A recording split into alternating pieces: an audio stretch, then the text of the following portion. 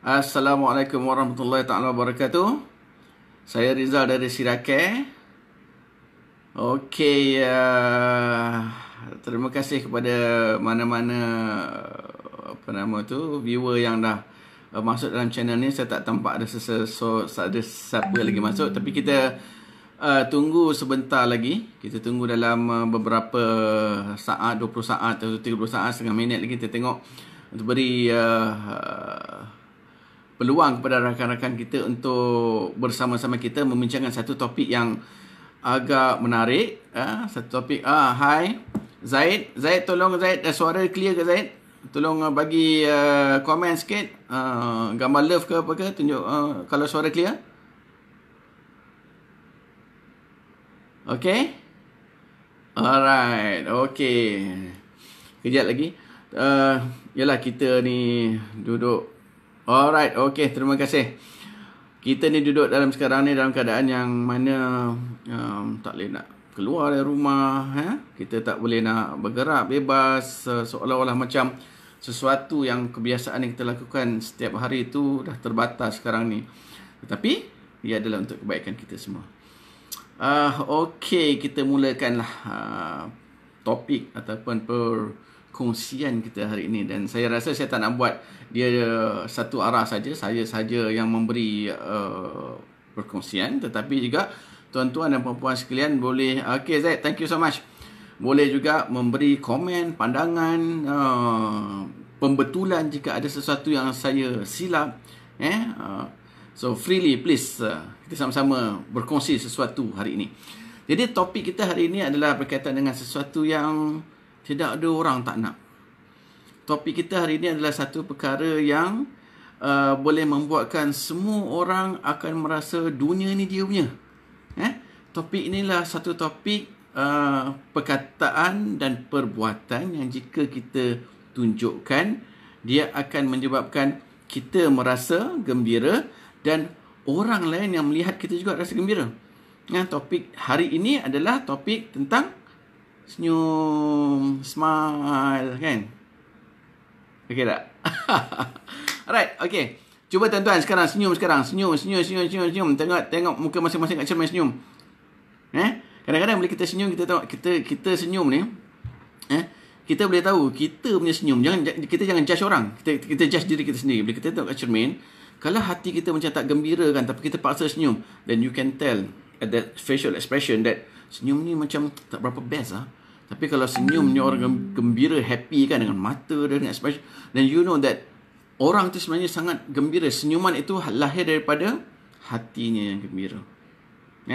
Dan sesuatu yang ada di dalam hati kita akan dimanifestasikan di dalam wajah kita, terutamanya di dalam senyum kita. Jadi sesuatu perkara yang disukai oleh Nabi SAW. Perkara ini perkara besar sebenarnya. Nabi SAW mengajarkan kepada kita dalam satu hadis yang saya nak kongsikan bersama, hadis yang diriwayatkan oleh Abdullah bin Umar dan Abu Hurairah. Dan hadis ini hadis sahih. Nabi SAW kata, afdalul a'mal an tudkhila ala akhika al-mu'min sururan. Nabi kata apa? Perbuatan yang paling baik, afdal ni mana yang paling baik? Fadl ni baik, afdal yang terbaik. Perbuatan yang terbaik adalah memasukkan kegembiraan ke dalam hati saudara kamu yang mukmin. Kemudian Nabi SAW sebut apa lagi? Au an tuqdiya anhu dainan au an tud'imhu khubzan, atau kama qala sallallahu alaihi wasallam. Nabi kata apa? Yang pertama sekali, amalan yang paling baik adalah untuk memasukkan kegembiraan ke dalam hati saudara kamu yang mukmin, ataupun maknanya ini juga yang terbaik, melangsaikan hutang saudara kamu, bayarkan hutang untuk dia. Siapa yang kita kenal, kalau kita ada duit lebih dan sebagainya, ataupun kita ada kelebihan kewangan, ada rakan-rakan kita berhutang yang dia memang tak mampu bayar, bayarkan untuk dia. Ni afdalul a'mal. Satu perkara yang sangat mulia. Dia tahu ke, dia tak tahu ke, kena bagi tahu dia lah. So, yang ketiga, au tut'imahu khubzan. atau beri dia makan. Dalam hadis ni Nabi SAW sebut, beri dia makan atau beri dia roti. Roti ni maknanya makanan yang dimakan, makanan ruji yang dimakan oleh masyarakat itulah. Maknanya yang kedua dan ketiga ni, membayarkan hutang saudara kamu dan juga memberi makanan kepada saudara kamu, dia berkaitan dengan kemampuan kewangan. Maknanya kalau kita ada duit mampu, kita ada duit sikit dalam poket kita dan kita beri, keluarkan untuk dua maksud ini tadi, ini adalah satu perkara yang disukai oleh Nabi SAW. Maknanya jika Nabi SAW sebut dia afdal a'mal, artinya juga apa? Artinya dia juga mendapat redha dari Allah Subhanahu Wa Taala. Kerana dia adalah Nabi SAW adalah menunjukkan seorang Nabi, Rasul, pesuruh Allah Ta'ala yang menunjukkan jalan kebaikan untuk kita. Artinya untuk kita berfungsi dalam satu masyarakat, mengharmonikan masyarakat, kita diajarkan oleh Nabi SAW untuk berfungsi sedemikian. Sebab apa? Tidak ada amalan yang kita lakukan ini melainkan untuk mendapatkan rahmat dari Allah Ta'ala. Dengan rahmat itu sahaja yang akan memastikan kita masuk ke dalam syurga Allah SWT. Jadi kita balik kepada hadis tadi. Nabi kata, afdalul a'mal an tudkhila ala akhikal muslim mu'min sururan. Yang terbaik adalah masukkan ke dalam hati saudara kita yang mukmin tadi kegembiraan. Dengan kegembiraan itu dia boleh tersenyum. Jadi Nabi bagi contoh, au taqdi anhu dainan, au tut'imuhu khubzan. Yang dua ni tadi, yang dua dan ketiga ni memerlukan barangkali kita kena ada kelebihan sikit dari bentuk kewangan. Kita kena bagi sesuatu lah, keluarkan duit dalam poket kita untuk beli makanan, beri makanan kepada mereka yang memerlukan, yang akan membuatkan dia merasa gembira. Kadang-kadang kita, masyarakat kita pada hari ini, kadang-kadang saya dengar ada dia tertulis di FB dan sebagainya kan. Kalau ada dia kata, kalau ada rakan kita berhutang dengan kita, dia kata jangan halalkan. Jadi ini tidak menepati sunnah Nabi sallallahu alaihi wasallam.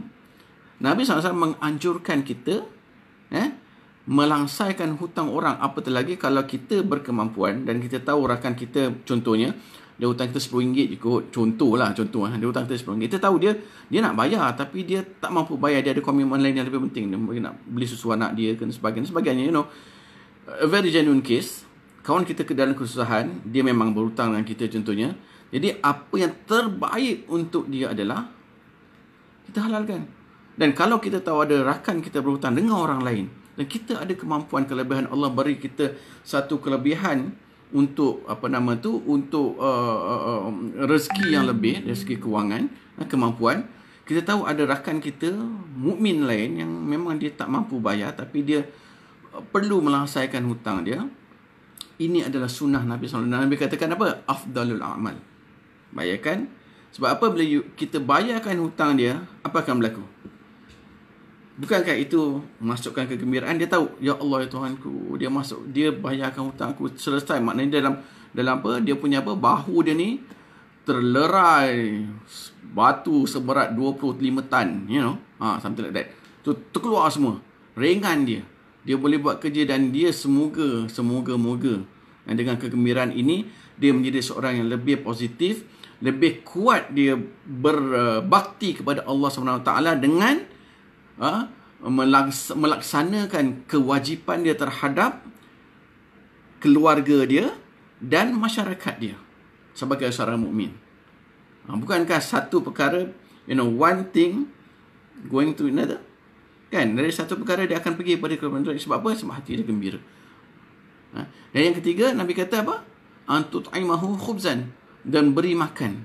Kadang-kadang kita ni ada duit lebih sikit, ataupun yang terbaik adalah apabila kita memberi dalam keadaan kita tidak takutkan kefakiran. Saya ada RM10 dalam poket saya hari ini. Saya pergi kerja. Contoh. Saya pergi kerja. Tiba-tiba dekat traffic light, saya berhenti. Ada seorang apa nama ni, kanak-kanak biasa kan, flight itu kanak-kanak Rohingya ke atau bukan Rohingya ke, atau yang memerlukan, meminta sesuatu, dia memerlukan, saya ada RM10. Kita jangan kira dia tipu dan sebagainya, itu bukan kerja kita. Okay. And then saya ambil RM5, saya bagi kat dia. Saya ada RM5, saya bagi dia RM5. Ini adalah satu perkara yang sangat-sangat besar di sisi Allah Ta'ala. Artinya apa? Di sisi Allah SWT, is not the amount. Bukannya berapa yang kita bagi, tetapi kualiti yang kita bagi. Kalau kita ada 1 juta, kita bagi 500,000, that's 50%. 500,000 tu banyak. Kita bagi 100,000, banyak berbanding dengan RM5 tadi. Tapi kalau kita ada RM10, kita bagi RM5, that's 50%. That's 50% daripada apa yang kita ada. 1 juta, 100,000, banyak tu 1,000 tu. It's only 10%. Contohnya. Jadi bukan kita mengatakan bahawa yang bagi banyak ni kurang pahala. Tidak begitu. Tetapi kita nak katakan di sini bahawa Allah Subhanahu wa Ta'ala melihat amalan kita berdasarkan kepada kualiti yang kita persembahkan kepada Allah Subhanahu wa Ta'ala. Jadi artinya apa? Semua manusia Allah Ta'ala ciptakan sama rata, walaupun kedudukan kewangannya itu berbeza. Allah Ta'ala ni, tuan-tuan dan puan, kita belajar sifat 20, kita belajar sifat-sifat Allah SWT, kita belajar nama-nama Allah SWT, dan kita sentiasa cakap Allah Ta'ala itu maha bijaksana. Dan ini adalah manifestasi kebijaksanaan Allah SWT di dalam menciptakan struktur society masyarakat. Ada orang yang kaya, ada orang yang kurang berkemampuan, tetapi di sisi Allah SWT, semua orang mempunyai peluang yang sama untuk mencapai rahmat, mencapai keredaan Allah Ta'ala, bukan berdasarkan kepada kekayaan atau kemiskinan dia. Ianya hanya sahaja berdasarkan kepada keikhlasan dia dan kualiti yang dia persembahkan kepada Allah Subhanahu wa Ta'ala. We stand the same chance with everybody. Dia kaya, bolehlah dia sedekah 100,000, aku miskin, aku ada sikit duit, aku tak boleh dapat fadilat macam ni. No. Tidak begitu di sisi Allah Ta'ala. Jadi artinya, tuan-tuan dan puan sekalian, untuk memasukkan kegembiraan ke dalam hati manusia, hati saudara kita mukmin yang lain, itulah satu perkara yang afdalul amal, perkara yang paling terbaik, perbuatan terbaik di sisi Allah SWT yang ditunjukkan oleh Nabi SAW. Dan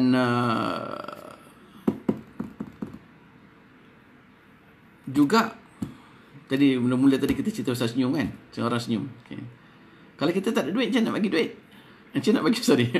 Kalau kita tak ada duit, macam mana kita nak bagi sedekah? Nabi SAW kata apa? At-tabassum fi wajhi akhika as-sadaqah. At-tabassum fi wajhi akhika sadaqah, atau kama qala sallallahu alaihi wasallam. Senyum kita senyum kepada kepada saudara kita yang lain, itu adalah sedekah. Bila kita senyum tu adalah sedekah.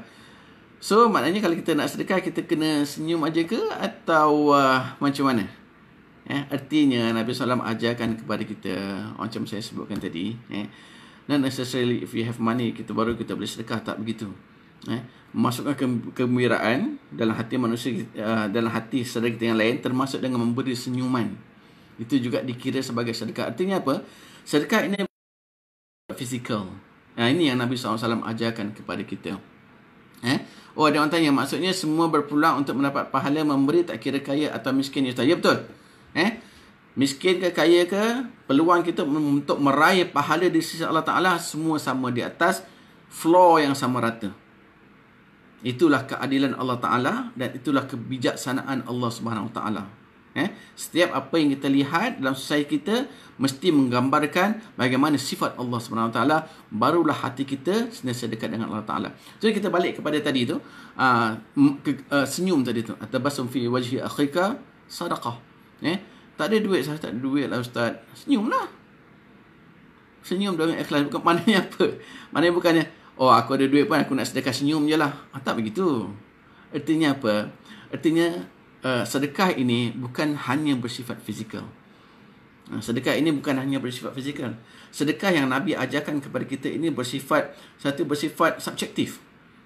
Asalkan orang gembira mendapat manfaat daripada perbuatan kita, itu dikira sedekah. Ataupun manfaat kepada society, itu sedekah. Ustaz, saya tak ada duit, Ustaz, nak tolong orang Syria.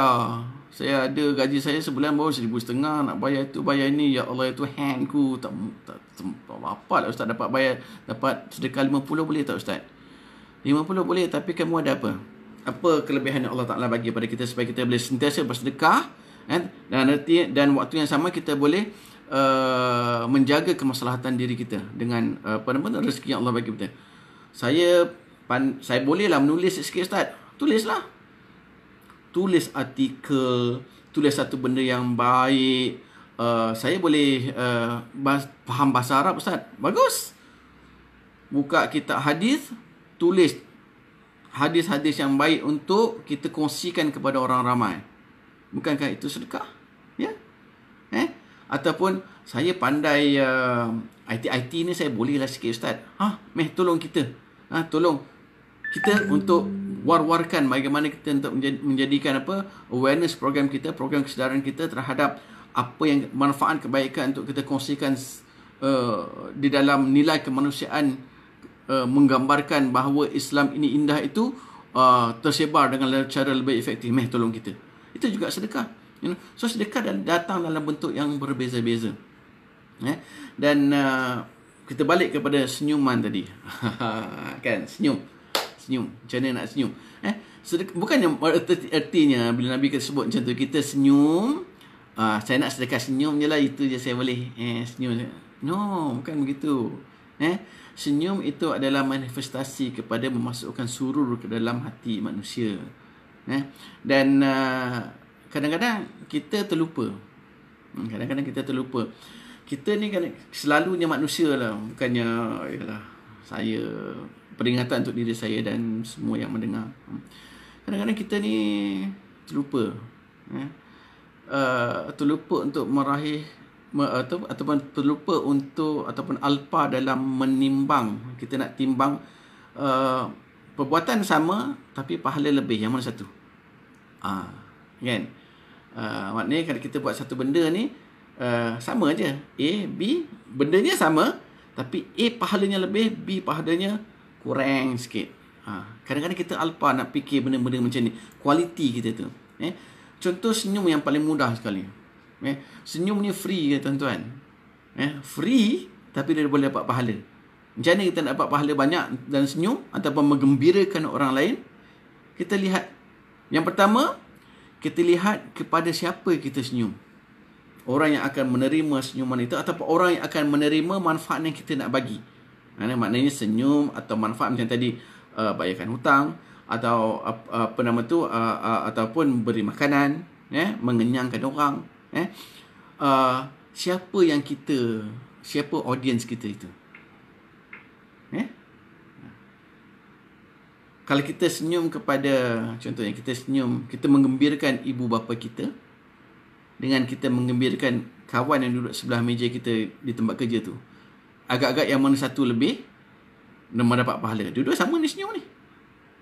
Pastinya menggembirakan ibu bapa kita itu mendapat pahala yang lebih. Kerana apa?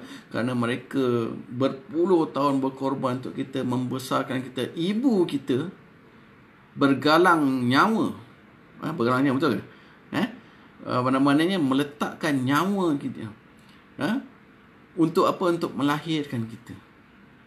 9 bulan ibu kita berada dalam satu keadaan yang sangat tidak selesa untuk melahirkan kita. Alright? Dan bertahun-tahun bekerja keras untuk membesarkan kita sehingga kita jadi apa? What we are today, or who we are today. Adakah sama nilai kegembiraan yang kita berikan kepada ibu kita dan bapa kita, for that matter, dengan kawan kita? Tentu tidak sama. Jadi kita lihat kepada siapa kita beri. kepada adik-beradik kita contohnya, kepada isteri kita. Tuan-tuan dan puan, isteri kita, ibu kita, isteri kita ni melahirkan, meletakkan nyawa dia, menggadaikan nyawa dia sebenarnya untuk melahirkan kegembiraan kita. Isteri kita menggadaikan nyawa dia untuk melahirkan kegembiraan kita. Anak kita tu, kegembiraan kita lah tu. Kita tengok anak kita, kita sayang, kita cium dia, kita sayang dia, kita dokong dia, dia senyum, kita ketawa. Tetapi siapakah orang yang bergadai nyawa untuk melahirkan kegembiraan kita itu? Isteri kita. Jadi memberi kegembiraan kepada isteri kita pastinya lebih pahalanya di sisi Allah Ta'ala daripada yang lain. Contohnya. Jadi begitulah contoh yang saya bagi. Satu tadi, kepada siapa kepada siapa yang kita beri kegembiraan itu satu benda yang penting, untuk kita sama-sama berfikir. Dan yang kedua adalah orang yang kita nak masuk kegembiraan itu, sejauh mana kesedihan ataupun ujian yang dia hadapi. Maknanya lagi besar ujian dia dan lagi banyak kita boleh ringankan ujian dia itu, lagi banyak pahala kita dapat. Kita ni tuan-tuan dan puan, kadang-kadang kita ni tak perasan. Ramai orang kawan-kawan kita, terutama yang rapat-rapat dengan kita ni, saya bicara tentang secara umum, kadang-kadang kita ni kurang peka. Kadang kawan-kawan kita ni, kadang walaupun dia kat tempat kerja dia senyum, bukan sekadar kawan kita ni, jiran ni, bukan sekadar jiran di tempat kerja, di jiran di rumah dan sebagainya, kawan kita ni, walaupun dia senyum, ketawa, kadang-kadang dia dalam hati dia ada sesuatu yang dia simpan. Dia ada masalah kadang-kadang. Apatah lagi yang kawan yang dalam keadaan kemurungan, dalam keadaan sedih, datang kerja pun sedih. There's something yang dia, beban yang dia tengah tanggung, yang dia sedang tanggung itu. Dan beban ini berbeza-beza antara seorang seorang. Ada orang diuji dengan sakit, ada orang diuji dengan kehilangan. Ada orang diuji dengan pelbagai benda yang menyebabkan dia merasa sedih dan kesusahan. Dan kadang-kala kesedihan ini ialah tahap keimanan manusia itu berbeza-beza, tuan-tuan. Kita tak boleh nak pukul rata semua. Itulah pasal kurang iman lah kau jadi macam ni, jadi sedih ni. Tak boleh, kita jangan cakap begitu. Tapi manusia itu begitu sifatnya. Sebab tu Nabi SAW apabila ditanya, sahabat tanya, apa nama tu, ditanya tentang apa amalan yang terbaik. Kalau kita tengok hadis-hadis Nabi SAW, Nabi SAW memberi jawapan berbeza-beza. Ada di antaranya apabila Abdullah bin Mas'ud tanya satu Nabi SAW, ayul afdal amal, Nabi kata as-salatu ala waqtiha. Contohnya, Abdullah bin Mas'ud dalam Sahih Bukhari, dia tanya kepada Nabi SAW, apa amalan yang terbaik? Nabi kata apa? Solat pada waktunya. Dan ada lagi kemudian. Jadi jawapan yang mana satu yang terbaik ni? Masukkan kegembiraan ke? Bayarkan hutang orang ke? Solat pada waktunya ke? Jadi Nabi SAW apabila dia memberi jawapan terhadap soalan apa amalan yang terbaik itu, Nabi SAW melihat kepada siapa yang bertanya soalan tersebut. Tetapi walau apa pun, kesemua ini kita boleh gunakan. Ini semua adalah amalan-amalan yang terbaik, yang diajarkan oleh Nabi SAW. Dan kalau kita lihat kawan kita, balik kepada the weightage of pahala yang kita boleh dapat, lagi susah orang tu, lagi banyak kita boleh bantu dia, lagi banyak pahala kita dapat. Kadang-kadang nak kongsi pengalaman kami di Sirakeh. Di antara soalan-soalan yang selalu kita dapat, ataupun soalan atau persoalan yang dilontarkan kepada kami di Sirakeh adalah, apa yang you all sibuk-sibuk nak tolong orang kat Syria jauh kat sana tu. Ni kat Jeli pun ramai orang susah. Dia, maaf saya bagi contoh. Bukan kata orang Jeli semua susah, tidak. Contoh. Contoh. Kat mana ini kata, kat Malaysia melambak ni, orang tidur bawah jambatan ni. Pergilah tolong dia orang. Sibuk tolong kat tempat lain. Tempat sendiri banyak lagi orang boleh tolong. Kenapa tak nak tolong? Tuan-tuan, Puan-puan, kita ni hidup dalam satu masyarakat yang mana kemudahan itu dan tahap pendidikan itu pada tahap yang acceptable, quite excellent if I might say, di Malaysia ini. Dia harusnya memberi kita satu cara berfikir yang lebih kata orang tu lebih special. Di Malaysia betul ramai orang susah. Kat mana-mana kat dunia ni ramai. Tak ada tempat yang tak ada orang susah, tuan.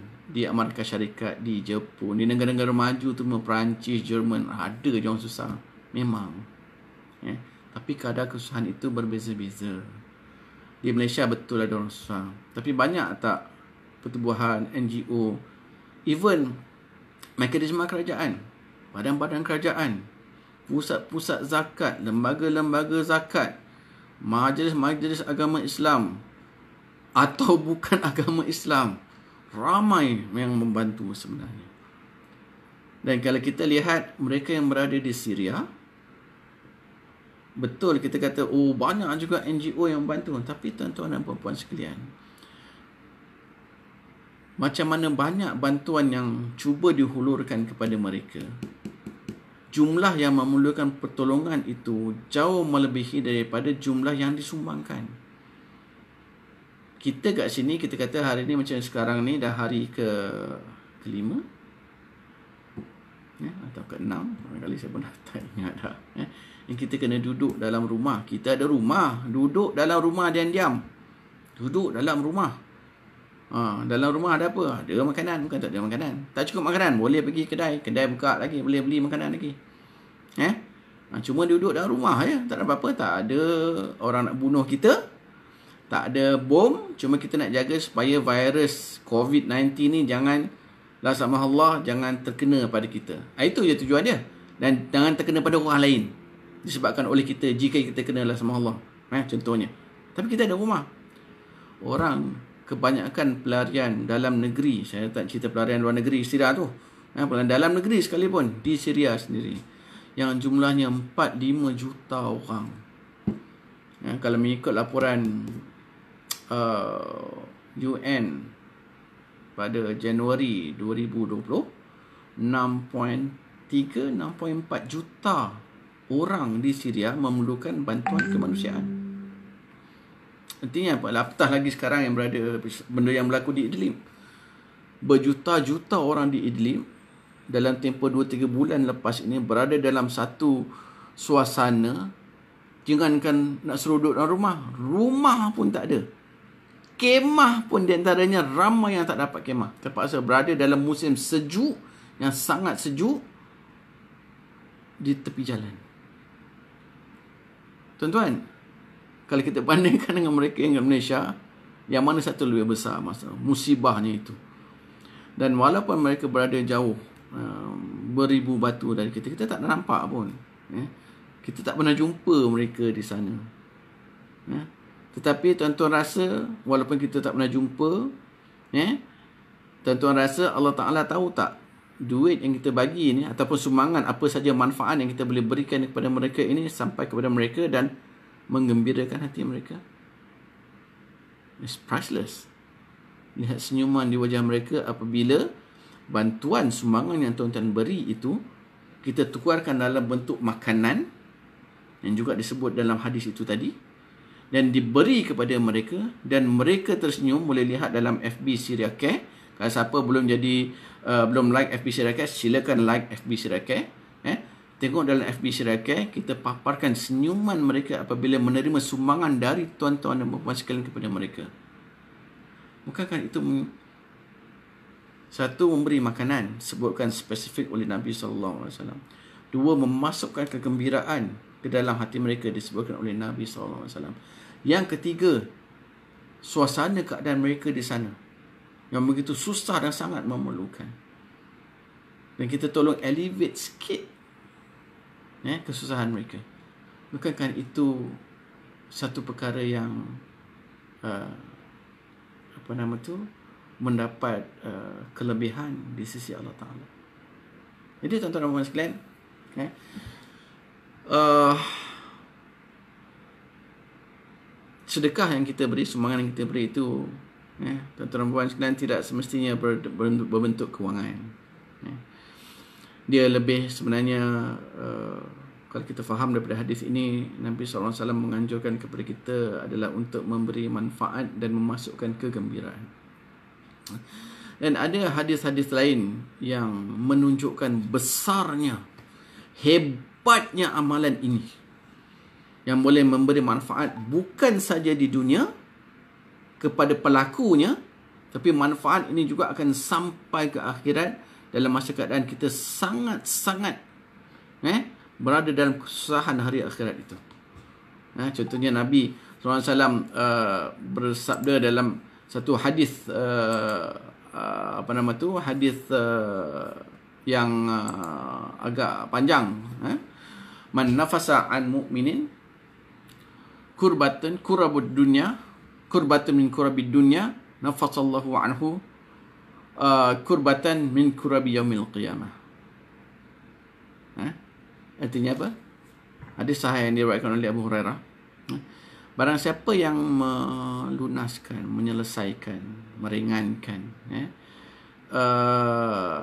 kesusahan seorang Muslim daripada kesusahan-kesusahan dekat dunia, maknanya kesusahan biasa harian kita. Barangkali seseorang tu kehilangan sesuatu yang besar, barangkali seseorang itu rumahnya terbakar, barangkali seseorang itu anaknya sakit, ataupun dirinya sakit, ataupun ahli keluarganya sakit. Kita ringankan bebanan itu. Apa janji yang diberi oleh Nabi SAW? Nabi SAW menjanjikan apa? Nafasallahu anhu kurbatan min kurabi yaumil qiyamah.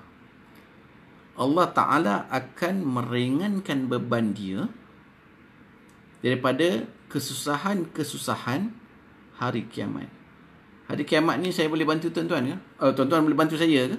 Ataupun kita boleh bantu orang lain ke? Tak ada, tuan-tuan. Apabila kita dibangkitkan dari kubur, apabila kita semua sudah berada di padang mahsyar yang memuatkan bertrilion-trilion manusia ini sejak daripada zaman Nabi Adam AS sampai ke akhir zaman nanti, semua orang duduk di satu tempat yang sama, dalam keadaan yang sama, melainkan yang membezakannya adalah kadar ketakwaan dia dan amalan dia di dunia. Siapa boleh bantu siapa? Tak ada orang boleh bantu sesiapa kecuali Allah Ta'ala saja. Dan ini Nabi SAW dah tunjukkan kepada kita macam mana kita boleh bantu diri kita di hari tersebut. Tuan-tuan, kalau saya janji kepada tuan-tuan, kalau engkau datang tepat pukul 8 hari ini, katalah saya janji tuan-tuan, kalau kau datang tepat pukul 8, aku bagi engkau TO free. Janji. Itu janji saya, manusia biasa. You datang, saya bagi TO free. Ataupun you datang, baby ya Ustaz, Rizal ni tak apa-apa lah, melepik lah. Kan? Ya tu tidak tu. Saya manusia biasa. Kan? Dulu aku datang, dia tak bagi, dia bagi ni je, air kosong ni. Contoh. Tapi kalau Nabi SAW janji kepada kita, menunjukkan sesuatu, ada doubt tak ke? Ada rasa sangsi tak? Ada tak rasa sangsi? Janji tadi ni. Ini tentang pertolongan ni. Dan hadis ni panjang ni. Ada lagi tentang man yasrallahu ala mu'asirin dan sebagainya. Janji hadis ni agak panjang. Janji-janji ni. Jadi bicara kita hari ini adalah memasukkan kegembiraan ke dalam hati manusia. Dan saya recap balik sedikit. Afdalul a'mal, Nabi kata perbuatan yang terbaik adalah masukkan kegembiraan dalam hati manusia. Berbagai cara. Senyum boleh. Dan Nabi sebut secara spesifik kata au taqdi anhu dainan, atau melunaskan hutang dia. Kemudian apa lagi? Au tut'imuhu khubzan, atau memberi dia roti, makanan ruji, makanan lah, untuk meringankan supaya dia tak lapar. Itu di antaranya Dan juga kita juga berkongsi tadi, contohnya kalau apa nama tu, terima kasih Tuan Anas, alhamdulillah keluarga istiqamah menerima kepada syarikat, alhamdulillah, terima kasih banyak. Potong sikit. Tuan Anas sebenarnya menerima kepada syarikat artinya apa? Artinya kita sama-sama membantu mereka yang berada dalam kesusahan. Syarikat hanyalah sebagai penyambung sahaja, pelaksana, pemudah cara. Kita sama-sama. Semoga-moga Allah Ta'ala menerima semua amalan kita, Tuan, keluarga Tuan, dan kita semua, supaya kita berada di sana nanti kita mendapat apa yang dijanjikan oleh Nabi Sallallahu Alaihi Wasallam ini. Okey. Kemudian apa lagi? Ini ya, masukkan kegembiraan. Kemudian kita tengok siapa, kita kena pilih, kita kena bijak. Siapa yang kita nak beri manfaat tersebut. Maknanya lebih dekat, yang pertama, lebih dekat dengan kita, keluarga kita, ibu ayah kita, adik-beradik kita, isteri kita, anak-anak kita. Jangan kedekut dengan anak, kan? Ada duit lebih sikit, abah nak makan nasi ayam hari ni, jom abah beli ayam, for instance. Nanti Umi masak, contoh kan. Jangan kedekut, anak nak makan nasi ayam, apa salahnya belilah ayam, kan? Contoh, kan gembira, kan? Siapa yang dekat dengan kita, dan juga ni selalu kita lupa ni yang dekat dengan kita ni. Kita lebih suka tolong kawan daripada tolong adik kita, adik-beradik kita, betul tak? Kawan kita tolong main lagi, kan? Kawan kau lah sahabat aku dunia akhirat sebagainya, kan? Tolong dia. Adik-beradik kita, kesian ni, si minyak kita pun tak ada. Pandai-pandai kau lah. See?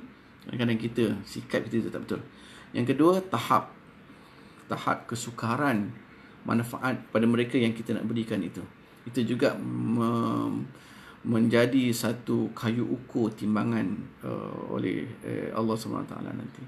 Jadi saya rasa dah lebih daripada masa yang ditetapkan. Saya ingat sepatutnya 10 minit je kot, dah terlebih banyak ni. Anyway, itu saja. Kalau ada apa-apa perkongsian, pandangan, pendapat, pembetulan di atas apa-apa kesilapan dan kekhilafan saya, ahlan wa sahlan, silakan nyatakan dalam ruangan komen.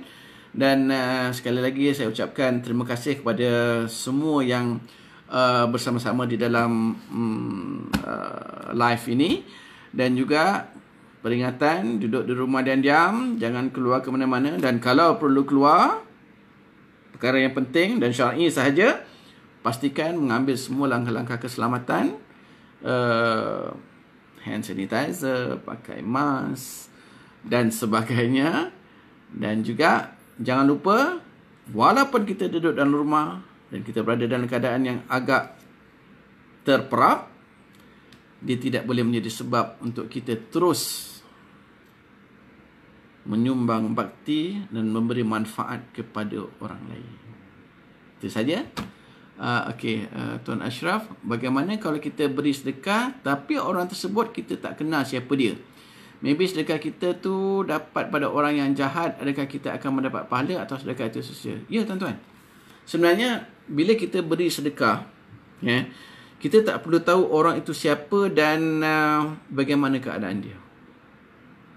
Itu bukan urusan kita sebenarnya. Melainkan kita dah tahulah, katalah orang tu memang penipu, contohnya, kan, kita nak bagi sedekah juga, itu memang kurang bijak lah.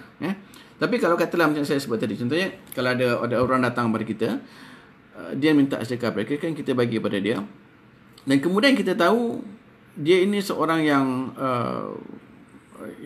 barangkali hisap melakukan kerja-kerja yang tidak baik.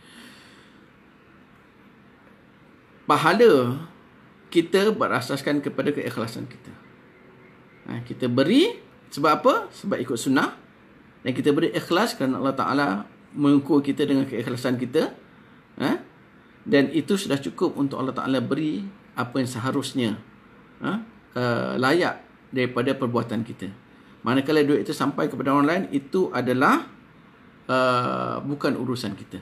Sebagaimana ada dalam satu hadis Nabi SAW tentang seorang sahabat yang bersedekah, dan akhirnya dia tahu yang dia sedekahkan itu kepada seseorang yang melakukan perkara yang tidak mendapat redha Allah Ta'ala. Tapi Nabi SAW sebutkan bahawa dia masih tetap mendapat pahala sedekah itu. Saya tak ingat hadis itu secara tepat. Barangkali nanti di waktu akan datang saya cuba cari hadis itu dan saya akan bacakan hadis itu supaya kita dapat kongsi bersama-sama. Terima kasih Tuan Ashraf kerana menanyakan soalan tersebut, soalan yang sangat baik untuk kita fikirkan bersama. Nampaknya tidak ada soalan lain. Terima kasih Cik Akmal kerana berkongsi. Itu saja.